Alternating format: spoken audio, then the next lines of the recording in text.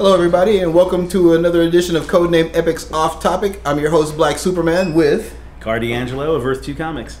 All right, so we are going to very briefly talk about AVX number 9. Okay.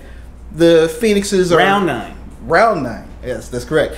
And the Phoenixes are now beginning to go crazy, which we all saw that was happening. Except for, of course, Namor, which we talked about last time. Namor was basically acting the way that Namor acts. Right. Well, and that created the confusion because I think some of the Avengers were going, he was just being Namor. I mean, come on, you know, there wasn't anything unusual in his behavior. Yeah, absolutely. And well, of course, I've never been a big fan of Namor anyway. Actually, no, that's not true. I love I don't like Namor, but I love Namor. Right. You know, they were these. I'm trying to, you know, he's always been a good character with other characters. I mean, for me, growing up, it was supervillain team up was with him and Doctor Doom going at it, and that was you know, kind of this bizarre '70s kind of thing. But outside of that, I never really got Namor. Well, I just like the fact that he is so arrogant that everything he does, he thinks is completely real and completely right. So then to watch him go out and attack all the Avengers, and they basically weren't surprised by this at all. Right. You know, that was wonderful to me. But now you've got Colossus pounding on Spider-Man, and that is just way out of the ordinary. Well, that was really intense. I mean, the whole aspect of this issue of just you know Spider-Man just getting beaten to a bloody pulp was you know, again, something you don't see a lot. But the great part about it too, though, in the end, though, he really is the guy who uses his smarts to you know, it's not just his strength. Peter Parker's a really smart guy, and he uses his wits to actually get out of a bad situation. Which, let's be real, he had no choice here. This is Jugger Colossus Phoenix and Magic Phoenix. You know, right. He had no choices here. He had to outsmart him. Right. He was not going to make the power play.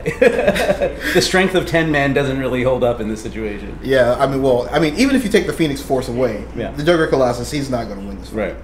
But I thought it was amusing because now the Phoenixes are beginning to notice that they're acting outside of themselves. Yes. And so when you noticed when you saw like Storm was having a conversation with the Black Panther there, I mean, what did you think about? That was my favorite scene. I mean, that was the coldest breakup ever, where you basically have you know Black Panther say, "We're not married anymore because the High Priest of Panther ruled against it," and she says, "Wait a second. You're the High Priest of Panther," and it's like, enough said, you know. Yeah, we're done. It's over.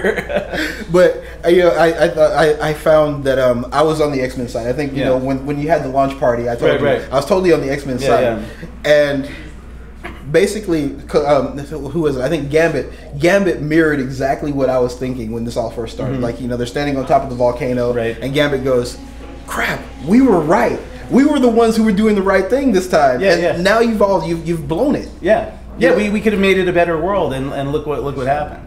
Yeah. So you know, I think like I hadn't really been digging this whole thing for maybe like issues 3 through 7. Sure. But the last 2 have been really good, and the story has moved along really well. Finally. Yeah. I mean, there's a lot happening. I mean, I think, you know, I mean, again, who knows what the time schedule is because they're doing the whole Marvel Now thing, so of course things have to be timed. So if this story does end with some sort of you know, new status quo, you know, it's all going to be, you know, paced to the very end. 12 issues, you know, is a lot for an event like this. We really haven't had something this big in a long time. That's true. And so before we go, I personally hate Cyclops. And I have to apologize to our fans because last week we talked about the Dark Knight for so long that I never mentioned how much I hate Cyclops. So I'm putting this in right now. I hate Cyclops. So watching his epic failure as it's beginning to cave in on him and he's beginning to realize he's failing is beautiful for me. And how are you feeling about that? I like Scott. I've always liked Scott. I mean, you know, it's you know, and I'm not you know saying I identify or anything, but you know, it's tough being the smartest guy in the room. You know, and especially Cyclops. Yeah. Oh, okay. Now on that note, this has been Codenamed Epics Off Topic. If you want to hear the longer version of this, follow us on Krypton Radio, 7 p.m. on Thursdays. Until then, this is Black Superman. D'Angelo. Signing out.